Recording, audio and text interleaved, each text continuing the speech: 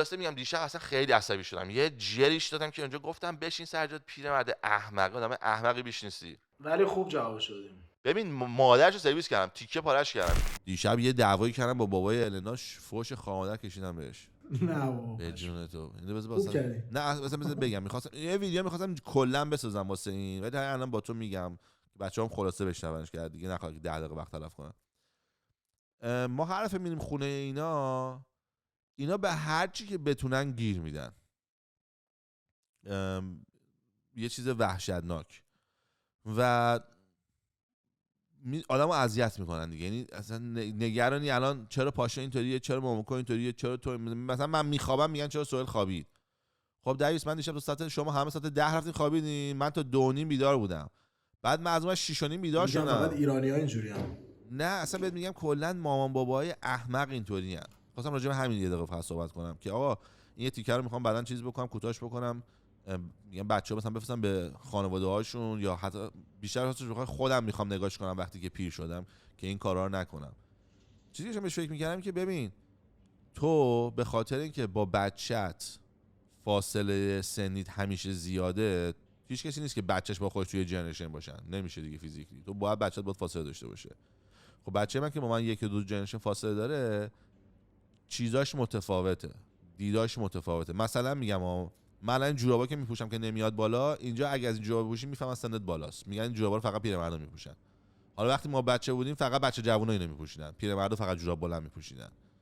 میبینی دنیا همیشه در حال عوض شدنه. حالا یارو میاد خونه من چرا جورابت بلنده، جوراب کوتاه بپوش، یا اون به من گیر میده. بابا یه سری آدما جوراب کوتاه دوست دارن، یه سری آدما جوراب بلند دوست دارن، یه سری آدما جوراب متوسط دوست دارن. چرا مردم نمیتونن بفهمن؟ چرا همه باید؟ من الان فکر میکنم که یه آدمی که موفقه 7 صبح بلند میشه شنا میره، هر کی 7 صبح بلند نشه شنا نره اولاغه عوضیه. خب نه این چه طرز فکر احمقانه ایه. بعد آدما چون نمیتونن این طرف احمقشون رو نشون بدن تو به بقیه، میاد تو خونش میگه این موینه چه آدم تخمی بودا، نمیتونه یه دقیقه حرف بزنه یا جوکاش لوسه، هر چی که میخواد بگه، ولی درود نمیگه اینو هیچ وقت.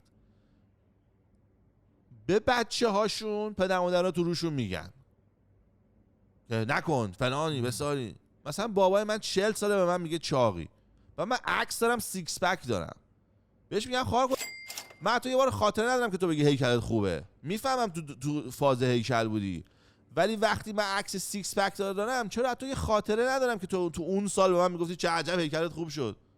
تو همیشه به من چرت و پرت میگفتی از 7 سالگی. آقا بچه 7 سالگی که نمیتونه چاق باشه، بچه 7 سالگی داره بزرگ میشه، اصلا مهم نیست کدوم وری داره رشد میکنه. این هست واقعا، این همیشه هست، این همیشه هست. میدونیم این که هست مامان بابا فکر میکنم به اسم خوبی واقعا دوستی خاله خرسه که میگن قشنگ معنیش همینه. به بچه‌شون مثلا دیشب النا یه مادره 2 تا بچه داره، یه بچهش 10 سالشه، یعنی 2 رقمی شده دیگه سنش، یه بچه 6 ساله داره، یه خونه خوب اینجا داره، یه خونه اون ور داره، یه خونه اون ور داره، یه خونه اون ور داره، ماشین داره، زندگی داره، سالی 10 بار مسافرت میره، نمیدونم این اون.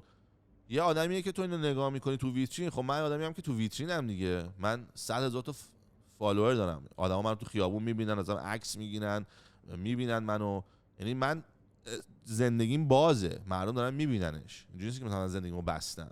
کسایی که زندگی منو میبینن اکثرا میگن آقا ما زندگی رو دوست داریم.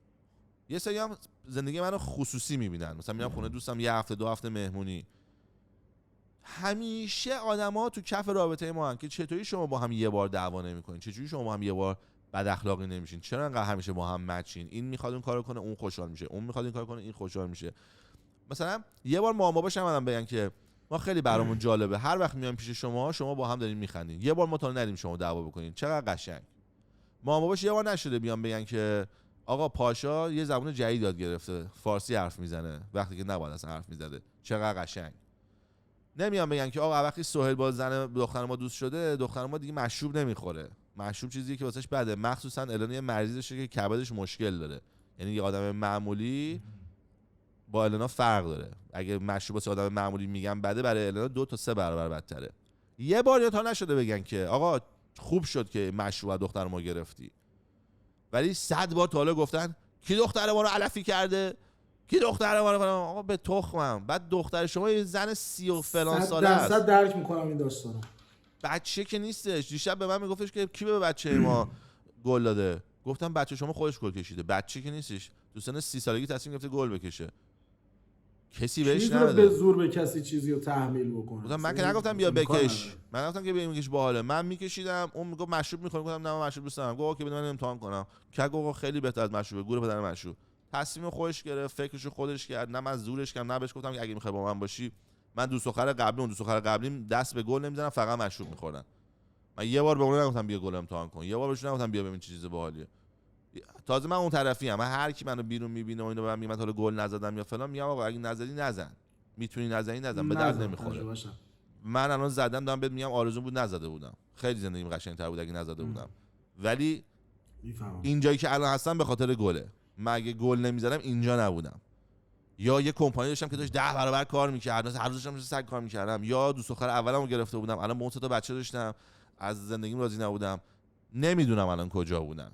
ولی این چیزی که من هستم یکی از اسطوره‌های قوی گله. پس من دیگه با زندگیم خوشحالم. بعد دیشب چیزی که شروع شد میگفتش که آره همین بابای النا میگفت کسایی که گل میزنن بعد میرن بعد جاگای بعدی میرن قوی‌تر. بعد یه جا شاکی شدم، به شروع کردم یه جوری بهش فوش دادم. گفتم مردی که احمق، این مزخرفی که تو داری میگی و 8 سال پیشم به من گفتی. بعد از 8 سال اوکی بیای بگی سهیل ببخشید من موقع شخصیت تو رو نمیشناختم، فکر کردم مثل همه آدمای دیگه ضعیفی، بعد از گل میری به چیز دیگه. الان که 8 سال میبینم فقط داری گل میزنی، اومدم ازت معذرت خواهی کنم که 8 سال پیش بیشور بودم. گفتم اینو میتونم ازت قبول کنم. ولی اینی که بعد از 8 سال دوباره همون مزخرفتو تکرار میکنی، یعنی گاو، یعنی هیچ چی نمیفهمی. یعنی شخصیت من هیچ عقلی تو نیست. آره بعد گفت به من داد نزن تو خونه من. گفتم گو نخور بابا. گفت به من میگی گو نخور تو خونه من. گفتم آره گفتم گوست چی به من میگی خونه من، چه گویی میخوای بخوری؟ بگی 1920 خونه من بشاش تو خونه تو، چیکار خونه تو؟ بیام تو کوچه با هم دعوا کنیم، دوست داریم تو کوچه. بعد خانمش گفت نه که همسایه‌ها وقت میبینن. گفتم زهر نزن، خونه من چی میکنی؟ چرت و پرت به من نگو، نه سنت برام اهمیت داره نه شخصیتت برام اهمیت داره. بعد گفت ببین من یه دکترم. گفتم گوه زیادی نخور تو دکتری. 40 سال پیش تو جنگ فرستادن 2 نفر آمپول بزنی جو گرفتت، من دکترم. مادر هرزه بچت پسرت همینجوری بهش کن. اونم بچت پسرت تو سن 45 سالگی تو کانادا فکر میکنه واکسن بده. گفتم تو همچین آدمی هستی که همچین چیزایی درست میکنی. گفتم این آدمای احمق درست تعبیر جامعه میدی. بعد دیگه لطفاً چوسیه تو نگید که من دکترم. اگه دکتری به بچت تو واکسن رو یاد بدی لطفاً به کسی دیگه نگو دکتری، چون فقط نشون میده خیلی دکتر تخمی هستی. و گفت واقعا میخواد با من اینجوری حرف بزنی؟ گفتم آره، برای اینکه باهات میام مثل آدم حرف بزنم، همیشه مثل بچه‌ها پررویی، همیشه میای به ما اذیت میکنی.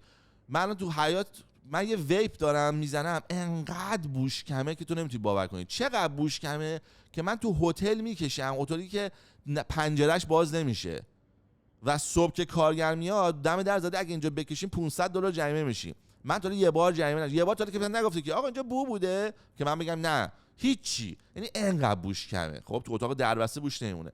رفتم تو بیرون وقتی داره باد میاد گل زدم، میگه تمام کوچه ما رو بوی علف گرفته. بعد میگم که خب به من چه، به جهنم که بوی علف گرفته. میگه که همسایه چی فکر می‌کنه راجع به ما؟ میگم اولاق تو داری دامادتو عصبانی میکنی که همسایه خوشحال باشه. ریدم تو سرت که انقدر احمقی.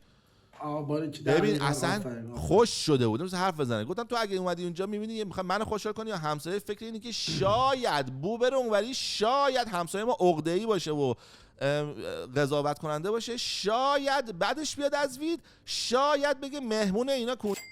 به خاطر که این 17 تا شاید تو چیز نکنی، تو مستقیم من مادر منو سرویس میکنی با زنمو دهنتو سرویس میکنم. گو خوردی فکر سگ کی هستی؟ گفتم 40 سال سیگار میکشیدی، تو مشروب میخوری، امروز سینه‌تو با اره بریدن باز کردن بستن، تو آردی خودت جزء ماهایی، تو جزء خرابایی. صلاحیت اینو نداری به من چیزی بگی. نه میگم تو خودت جزء لشایی، تو چرا جو گرفتت که آدم حسابی؟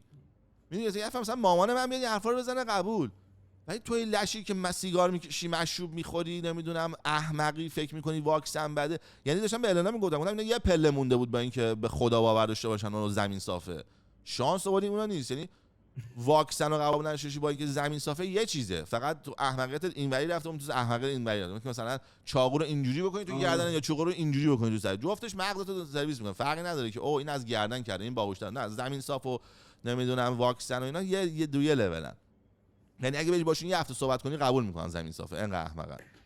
خلاصه دیشب میگم ولی خوب جواب شد. ببین مادرشو سرویس کردم، تیکه پارش کردم، گفتم من حال کردم. چی فکر میکنی؟ بعد قبل از اینکه اتفاق بیفته 2 تا جوک با پسرش درست کرد، یه خود نژاد پرستی راجع به ایرانی، سوالی پرسید گفت مثلا رئیسی مرده و اینا چی شده، بعد من گفت فکر کنم مثلا کسی کرده، گفتم من فکر نمی‌کنم چون کشور ما آردی انقدر گنگش قویه لازم نداره کسی رو بکشه چون همه قدرت دست یه نفره. مثلا گفتم مثلا دیدین روسیه بعضی موقع دم انتخابات یکی مثلا امکان داره بمیره، یه اتفاقی میفته که مردم نمیدونن چی شده و اینا، ما از این داستان اصلا نداریم. بعد یهو بهشون برخورد و نه کی مرده، کی پوتینو کاری کرده، من فکر کنم اطلاعات تو اشتباه میگیری. گفتم بابا فیلمشو خودم دیدم، تولد یارو که رقیبش بوده رو میام میکشن، بعد زنش این میگفت اسمارو میگفت اینو میگه اونو میگه. گفتم زنت داره میفهمه من دارم چی میگم، تو یه جوری اکت میکنی انگار مثلا من کونم دارم در میارم، چرا اینجوری این شما؟ بعد کلا هی میخوان تیکه بندازن، نمیدونم هی مثلا میخوان تو مثلا روسیه بهتر از ایرانه. خب بعد مثلا اینکه مثلا 2 تا کشور درب داغون دهاتی افتادن، این میگه من بهترم، میگه من جفتتون تخمی، خاصه اهمیت نداره، جفتشون تخمی ان دیگه. خلاصه میگم دیشب اصلا خیلی عصبی شدم، یه جریش دادم که اونجا گفتم بشین سرجات پیرمرد احمق، آدم احمق. خیلی خوب شد که ببین خیلی کار درجه‌ای که کردی که خودتو تخلیه کردی و دهن یارو سرویس کردی. آره به این جام رسیده بود. حرف نزنی خیلی بدتره، اصلا خیلی بدتر حرف نزنی، اصلا هر چی بخواد بشه آدم باید خودش رو تخلیه کنه بره، به خصوص آدمای بزرگتری که ادعاشون میشه خیلی حالیشونه، اینا خیلی گوه میخورن. نه گاوه یارو اصلا میگم هیچ چی حالیش نیست. اولا من بهش میگم توی S&P 500 استاک میذارم، میگه سوال همه چی رو باور نکن. میگم اصلا چه ربطی داره دود، دیوونه ای؟ برای بچه‌ام بیمه عمر گرفتم 8 سال پیش، میگه شما احمقین پولتون ریختین بیرون چون ساده این به گول میخورین. میگم کسی ما رو گول نزده، من زنگ زدم به یک کمپانی گفتم بیمه عمر میخوام. من زنگ زدم به کمپانی گفتم سلام شما بیمه میفروشین؟ گفته بله. گفتم من بچه‌م بیمه میخوام.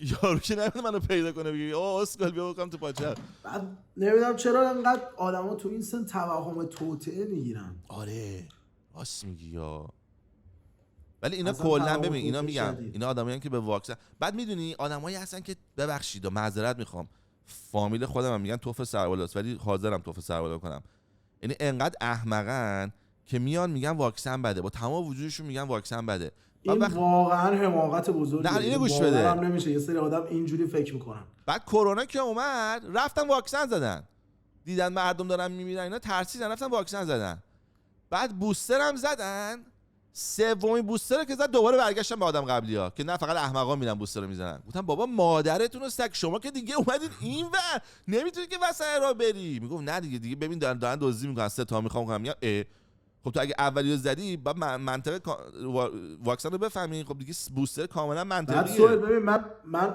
آدمی رو میشناسم که یارو روزی 2 بست میشینه تریاک میکشه، یعنی لجنزار میشینه تریاک میکشه، اینقدر قرص میخوره هر روز به خاطر مشکل معده‌اش. بعد این آدم میگه واکسن بده. خب مادر چقدر هم بد باشه از اون زندگی گیری تو که بدتر نیست، بی‌ناموس. واقعا به اینجا میرسونن. یعنی میگی چی داری میبینی هر چقدر اون لجنزارم بکنن تو دستت از اون زندگی تخمی که روزی 10 تا مش قرص معده میخوری به خاطر اینکه صبح به صبح ناشتا 20 سال عرق میخوردی رو پشتش تریاک میکشیدی، الان هم که به گوزگوز افتادی تو 50-60 سالگی 20 سالی داری تریاک میکشی، موقع خماریت هم قرص کدئین دار میخوری که درد نکشی، بعد میگی واکسن بده. به قرآن واکسن رو بشاشن توش به تو تزریق کنن، از این زندگی کثیف تو تمیزتره. همچین آدمی من شنیدم میگه واکسن بده دیگه، تو تا تهش برو. آره حالا فرض کن همچین آدم مزخرفی بشه به پدر، حالا نمیدونم فارسی چی میگن، بابای زنت، پدر زنت. ببین کامل درکت میکنم. میدونی این خیلی ناراحت کننده است که مثلا میتونی یه آدم باهوش باشه یا آدم قوی باشه، من هر فیلم رو تو چیز ازش یاد بگیرم. مشابهشو درک کردم. کاملا به طور 100% درکت میکنم. آره خاصه میگم ولی دیگه اومد توی بیرون یهو اومد گفت شما به بچه‌هاتون چی یاد میدین؟ چه مثالی هستیم برای بچه‌هاتون؟ بعد به روسی گفت من نمیفهمیدم. بعد بلند شد رفت مثلا مسائلی که شما که آدم نیستین رفت. بعد به النا گفتم چی گفت؟ گفت آره، گفت شما اینطوری به بچه‌تون چی یاد میدین و اینا بزرگ بشن مثل شما بدبخت و معتاد میشن. گفتم آره، به بچهای من اینجوری میگه. بچهای من که هر کسی میبینه میگه چقدر بچه‌تو خوب تربیت میکنین، چقدر خوبن، بیا به ما یاد بده. دقیقاً این داره به من میگه بعد تو بررسی بعد توی خاطر بچه‌تو اینجوری بزرگ کردی. النا واقعیت رو بگم انقدر بی خودن، چه با بی خود نه ولی بدون خودن، که اگه من یادمی بودم که میگفتم زمین صافه، خدا یه دختره با پاشنه بلند 3 تا سر داره، النا الان باور داشت زمین صافه و خدا 3 تا سر داره. میفهمی؟ متاسفانه النا این ضعفو داره. النا چونی که شانس آورده اینه که افتاده بغل یه نفر که بهش مزخرف نمیگه، بهش حقیقت رو میگه. آدم زود باوریه، شخصیت زود باوری داره. پسرش هم بعد با بچه‌شون رفتیم بیرون دیشب، انقدر با بچه‌هاش بد رفتاری میکرد چون برادر النا 2 تا بچه داره. مثلا توی قایق بودیم، بعد من با بچه‌ها میگفتم میخندم، میومدم بغل من، میرفتن عقب، سردمه گردمه تنش کنن و اشغالش میکردیم. با این بنده خدا بچه‌ش پاشون اومد بشینه جلو بغل من، نشست. بعد 3 دقیقه بهش گفت بیا برو عقب. حالا اصلا که بعد 3 دقیقه داره بهش میگه بیا برو عقب، اصلا آردی احمقانه است. تو چیکار داری بچه‌ها بهش برو عقب؟ بعد چجوری بیا برو عقب؟ بعد این دفعه اوله. من میگم خدا تو دفعه اول چرا داد میزنی سر بچه؟ چرا اینجوری وحشیانه ای؟ بعد یه جا بابای وایساده بود، هیچ کاری هم نمی‌کرد، مثلا وایساده بود تو قایق، این بچه شما رد شه. بعد دستشو زد به بازوی باباش، بابا برگشت گفت چی می‌خوای دیگه؟ بعد اصلا واسه من عجیبه که ببین تو از 1 ساعت بیشتر اصلا با بچه‌ت یه بارم حرف نزدی، این اومده بغل رد شه، دستشو زد به بازو، تو داری سرش داد میزنی. این چقدر تو بابای تخمی هستی؟ خب و این حرومزاده پسرش اینه اومده به من میگه تو بابای خوبی نیستی چون گل میزنی. ببین بلند شدم الان کجا میری؟ گفتم بشین. رفتم تو، مامان الانم داشت به باباش قر میزد که دیوانه چرا چرت و پرت میگی، مثلا دارن میرن 2 ساعت دیگه، حالا الان باید برین تو اعصابشون. رفتم در باز کردم، عربده تو صورتش، گفتم مردی که احمق این کارات قابل قبول نیست. گفت سر من داد نزن، خونه منه. گفتم گوه زدی نخور، خونه تو با جاش میکنم تو چونه، به تخمم که خونه تو. یعنی چی خونه منه؟ اومدم با حرف بزنم دیگه باش دعوا کردم. بعد همونی که بهت گفتم حلالت توبی یک جوری توپیدمش، اصلا خوش شده بود نمی‌دونست چی بگه. و یه قدم اومد جلو که مثلا شاخخانه، رفتم جلو، سرم گوشتم رو صورتش، دماغ تو دماغ. گفتم خب قدم بعدی چیه؟ یه قدم تو اومدی، یه قدم من اومدم، حالا بزنیم هم دیگه رو؟ فکر کردی می‌خوای دعوا کنیم با هم دیگه؟ وحشیم، نمیتونی حرف بزنی مثل آدم. ببین نهنش رو سرویس کردم.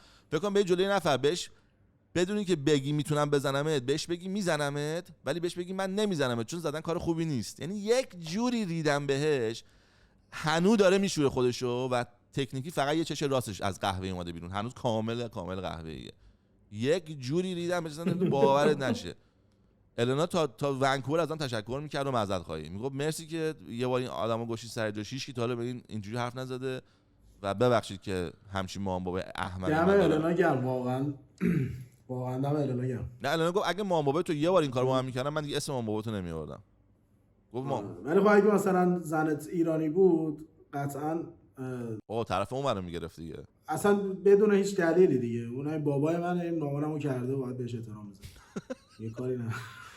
نه من اتفاقا الان دیشب گفت تو رو اولش که با هم دوست شدیم به من گفتی انتخابتو امروز بکن، یا من خانوادتم یا مامان بابات خانوادتن، کدومو میخوای؟ این خیلی مهمه. عالی مثلا خوب باش بستی. خلاصه آقا ببخشید من این خیلی دلم می‌خواست بگم، یعنی اگه امروز نمیگفتم یادم میرفت، سرد میشدم دیگه نمیگفتم، ولی واقعا دلم می‌خواستیم بیاد بیرون. کسایی که مامان بابا دارن خیلی خوب شد گفتنش، هم خیلی خوب شد به نظرم. قشنگ خشم تو چشات دیدم. من فکر کنم کلا قضیه حل شد دیگه، چون هم دهن اونو سرویس کردی، هم الان یه بار تعریف کردی. اون که گور پدرش، اون که اصلا نمیخوام، مثلا اهمیتی نداره. چیزی که واسه مهمه اینه که من نمیخوام وقت اینجوری شم. من بزرگشم موموکو مثلا بگی آره من دوست دارم 3 تا دوست پسر داشته باشم، نمیخوام عروسی کنم، رو صورتش هم عکس یه دونه تتو بگیره که داره میاد تو دهنش با 8 تا. خب من قاطی میکنم دیگه، میگه آخه چیه دختر ما این سگ دونی میاد تو خونه. ولی من باید این ویدیو رو ببینم بعد به خودم میگم که نه خفه شو، دخترته، آره باید ساپورتش بکنی، دلش میخواد باشه دیگه، دستت مگه دنیا وجود نداره؟ چجوری؟ من که نمیدونم دخترم قرار بزرگش چی بشه. از هر تا دختر یکیشون میشه، یکیشون دکتر میشه، یکیشون مهندس میشه. من شانس دارم دخترم جنده بشه، دکتر بشه، مهندس. من واقعا نمیتونم. من میتونم بهش راه دکتری بذارم، من میتونم بهش راجع به مهندسی صحبت کنم، من میتونم سعی کنم باش حرف بزنم. ولی اگه تو سن 16 یه پسره رو بگیره عاشقش بشه، پسرم مادر سگ باشه مثل خود بنده، 3 سال اینو شستشوی مغزی بده، از دست من در میره. من خودم تربیت مامان بابام نیستم، من تربیت دوستامم. من از کالکتیویت دوستام چیزایی خوشم اومد انتخاب کردم، یه چیزی دوست خوشم نیومد. وگرنه هر کی منو میبینه میگه هیچ ربطی به مامان بابات نداری. اونا لباس خوب میپوشن، من این هوملسا میمونم. اونا درست حرف میزنن، من بد حرف میزنم. اونا با ادبن، من بی تربیتم. اونا سر وقتن، من سر وقت نیستم. اونا مهربونن، من بد اخلاقم. اونا کادو به همه میدن، من به هیچ کادو نمیدم. یعنی من و مامان بابام مثلا زمین تا آسمون ما هم فرق داریم. ولی مامان بابا منو ساپورت میکنن همه جوره، یه روز منو ناراحت نمیکنن. یه دونه داستان هیکل منه که بابام از بچگی اینو داشته، نمیتونه خودشو کنترل کنه. به غیر از اینکه برینه به هیکل ما هیچ کاری دیگه با من نداره این بنده خدا.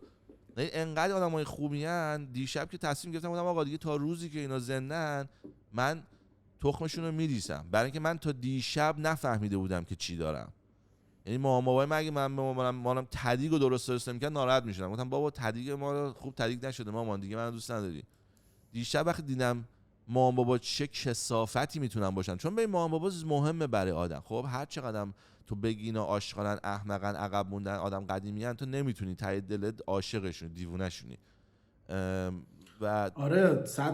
خیلی ناراحت کننده است که تو مامان بابات کسی باشن که دارن اذیتت میکنن و هیچ کاری نمیتونی بکنی. هی میکشی، یه ماه ازشون دوری میکنی، یادت میره، دلت تنگ میشه، میری نزدیک میشی، دوباره میزنن زیر پات. من دفعه گفتم بهشون گفتم ببین من الان 5 ساله دارم سعی میکنم به شما نزدیک شم. 5 ساله میام خونتون، میام هر دفعه اومدم خونتون شما یه گوی زدین. گفت ما دوست نداریم شما گل بکشی. گفتم مزخرف نگو، ما این دفعه جلوی شما گل کشیدیم. 5 سال جلوتون گل نکشیدیم. هر دفعه به یه چیزی بنگ کردین. زیاد میخوابین، کم میخوابین، با بچه‌ها کم بازی میکنین، با بچه‌ها زیاد بازی میکنین، بچه‌ها زیاد زر میزنن، کم زر میزنن. نمیدونم پاشا کم حرف بزنه میگن چرا بچه‌ها حرف نمیزنن، زیاد حرف بزنن میگن بچه‌هاتون انقدر بیادب شدن. یعنی مریضن، اصلا ولکن معامله نیستن، همیشه به چیز بگیر. آره مریضیه دیگه یه جورایی. بعد دیشب بهشون گفتم شماها کرم دارین، شما میخواین فقط گیر بدین. حالا امروز نتیجهتون رو میگیرین. من 5 سال سعی کردم به شما نزدیک شم، از امروز دیگه سعی نمیکنم بهتون نزدیک شم. گور پدرتون، هر گوی میخواین بخورین. فکر میکنین شما بردین بازیو، بریم جلو ببینیم چی میشه. من موافقم با این رفتاری که میخوای بکنی. خیلی ناراحت کننده بود دیشب. چون آدما کلا وقتی زیادی بهشون احترام میذاری یهو برشون میداره. آره چرا اینجوریه؟ آخه این که آدم نیست، این پدر زن منه، میفهمی؟ اون یعنی وقتی اونجا نشسته بعد بگه آقا من بدتر دیگه، این خیلی بدتره دیگه. اون میفهمی اینا اونوری استفادهش میکنن. این که دامادمونه، چه گویی میخواد بخوره، برینیم بهش. به جای اینکه میگه این که دامادمونه، به جهنم که همسایه الان میخواد ناراحت شه خوشحال شه. بعد تو اصلا نمیدونی همسایه دعاتی یا نه، شاید اصلا همسایه اصلا برید خونه‌شون اصلا میبینی عکس گل زده به دیوارش، تو نمیدونی اینو. ندونسته قضاوت کرده که یارو مثل خودش چاغاله، مثل خودش جاجمنتاله، یعنی قضاوت کننده است و بو رو احساس کرده، بهش هم برخورده. یعنی ببین چند تا چیزو فکر کرده بعد اتفاق بیفته که من بد باشم. همه رو گفته قبول که سهیلو برم برینم بهش. و مادر احمق، تو باید بگیم این 6 ماه یه بار میاد خونه ما، یعنی یه دفعه میخواد توی فروردین علف بکشه جلوی همسایه ما، یه بار میخواد توی مهر علف بکشه جلوی همسایه ما. واقعا مهمه؟ این تو کوچه شما یه بار نشده یکی رد شه دستش علف باشه، بوی علف بیاد این خونه؟ یعنی فقط تو شهر شما سالی یه بار علف من میکشم؟ اگه اینه چرا سر کوچه‌تون علف فروشی هست؟ نظرم یه کرمیه دیگه، یه مریضیه، یعنی هیچ دلیلی نداره که بخوای راجع به همچین چیزی. خیلی شب دیگه خلاصه میگم واقعا خواهش میکنم از کسایی که قراره بزرگ بشیم و مادر پدر بشیم این صحنه‌ها رو یادشون باشه.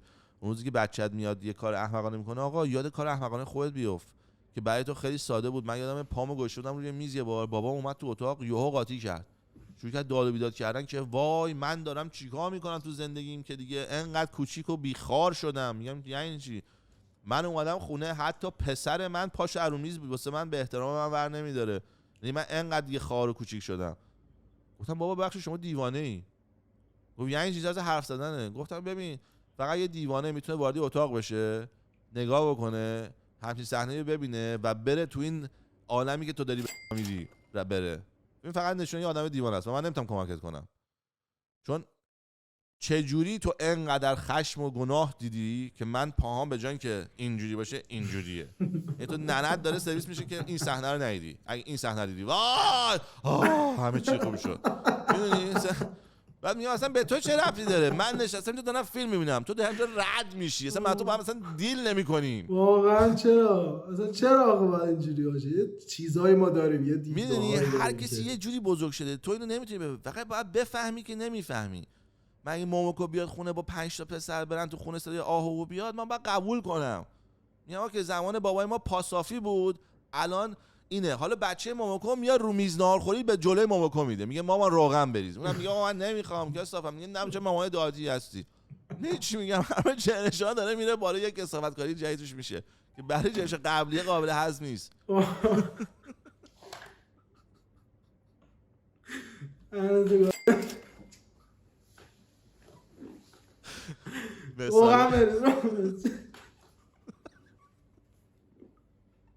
دستمال میاد. مثالای سمی برات میزنم.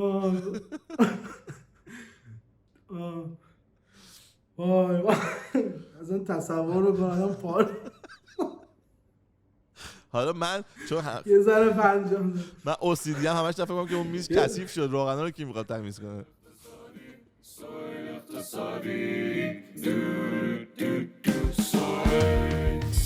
اقتصادی